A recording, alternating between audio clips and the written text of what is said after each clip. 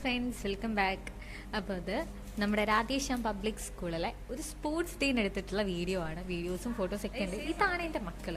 എൻ്റെ മക്കൾ എന്ന് ഉദ്ദേശിച്ചിട്ടുള്ളത് എൻ്റെ സ്റ്റുഡൻസ്. എൻ്റെ സ്റ്റുഡൻസ് എന്ന് പറയുന്നത് എനിക്ക് ഭയങ്കര വലുതാണ് കേട്ടോ. കാരണം ഞാൻ ഇതുവരെ ആ ഒരു സ്കൂളിൽ പോയിട്ട് എൻ്റെ മക്കളെ അടിച്ചിട്ടില്ല, ഇതുവരെ അടിച്ചിട്ടില്ല. അവർ നന്നായിട്ട് കുരുത്തക്കേട് കളിക്കും, എല്ലാവർക്കും ദേഷ്യം പിടിക്കും, അടങ്ങിയിരിക്കില്ല, സൗണ്ട് ഉണ്ടാക്കും. അങ്ങനെ തന്നെയാണ് എല്ലാ കൊച്ചുകുട്ടികളും, അങ്ങനെ തന്നെയാണ്.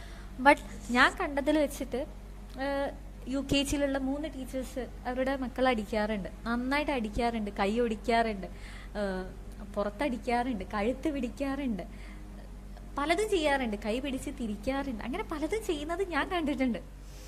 അത് ലീഗലി ചോദിച്ചു കഴിഞ്ഞാൽ തെറ്റാണ്.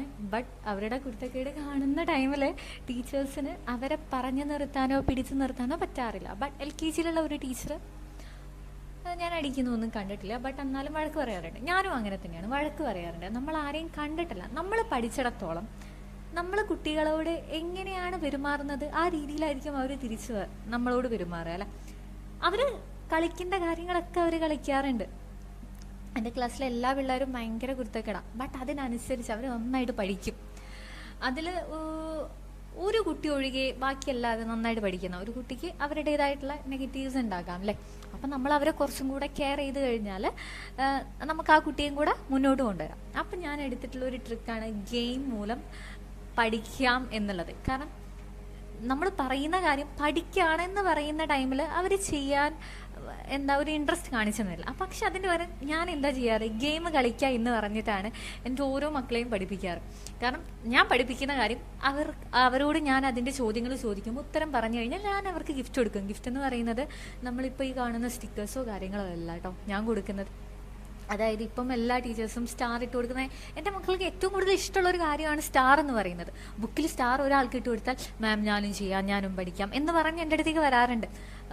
ഫുള്ള് ഹിന്ദിയിലാണെങ്കിൽ പോലും ഞാൻ പോകുന്ന ടൈമിൽ എനിക്ക് ഹിന്ദി ഒട്ടും അറിഞ്ഞുകൂടാ.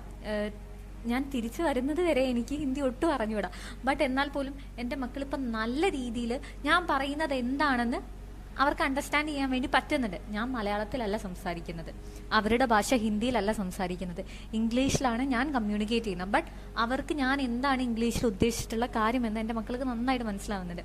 അതുപോലെ തന്നെ അവർ പറയുന്ന ഹിന്ദി എനിക്ക് അറിയില്ലെങ്കിൽ പോലും അവരെന്താണ് ഉദ്ദേശിക്കുന്നത് എനിക്ക് നന്നായിട്ട് മനസ്സിലായിട്ട്. അപ്പം ഞങ്ങളുടെ ക്ലാസ്സിൽ ഒരു കമ്മ്യൂണിക്കേഷൻ ഗ്യാപ്പോ അല്ലെങ്കിൽ അണ്ടർസ്റ്റാൻഡ് ചെയ്യാൻ വേണ്ടി പറ്റാത്ത രീതിയിലുള്ള ഒരു റിലേഷനും അല്ല ഞാനും എൻ്റെ മക്കളും തമ്മിലുള്ളത്. ഇതെൻ്റെ സ്പോർട്സ് ഡേയിൽ ഞാനും എൻ്റെ മക്കളും കൂടെ എടുത്തിട്ടുള്ള ഒരുപാട് ഫോട്ടോസാണ്. നന്നായിട്ട് മിസ് ചെയ്യുന്നുണ്ട്. ഞാനിപ്പം നാട്ടിലാണുള്ളത്. ഒരുപാട് മിസ് ചെയ്യുന്നുണ്ടെന്ന് പറഞ്ഞാൽ മനസ്സറിഞ്ഞ് മിസ് ചെയ്യുന്നുണ്ട്. കാരണം എനിക്ക് എൻ്റെ മക്കൾ ജീവനായിരുന്നു. എനിക്ക് അവരെ വേദനാക്കുന്നതോ അടിക്കുന്നതോ ഇഷ്ടമല്ല. അതുപോലെ തന്നെ എൻ്റെ മക്കളെ വേറൊരാൾ അടിക്കുന്നതും, അതായത് ഞാൻ ഇതുവരെ എൻ്റെ ഈ ഒരു ഡ്യൂട്ടി കാലയളവിൽ തിരിച്ച് നാട്ടിലേക്ക് വരുന്നത് വരെ ഒരൊറ്റ ദിവസം പോലും ലീവ് എടുത്തിട്ടില്ല. ഒരു ദിവസം പോലും. ആകെ വെക്കേഷൻ ടൈമിൽ, അതായത് വെക്കേഷൻ എന്ന് പറഞ്ഞാൽ വിൻ്റർ വെക്കേഷൻ ടൈമിൽ ലീവ് കിട്ടിയ ആ ടൈമിൽ ലീവ് എടുക്കാതെ അല്ലാതെ ഒരു ക്ലാസ്സിൽ ഇന്ന് എത്തണം എന്ന് പറയുന്ന ടൈമിലൊന്നും ഞാൻ ലീവ് എടുത്തിട്ടില്ല.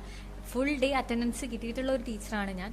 നോക്കുകയാണെങ്കിൽ എൻ്റെ കൂടെ വർക്ക് ചെയ്തിട്ടുള്ള എല്ലാ KG സെക്ഷനിലുള്ള ടീച്ചേഴ്സും പല തരത്തിൽ ലീവ് എടുത്തിട്ടുണ്ട്. ബട്ട് എൻ്റെ മക്കൾ അങ്ങനെയല്ലായിരുന്നു.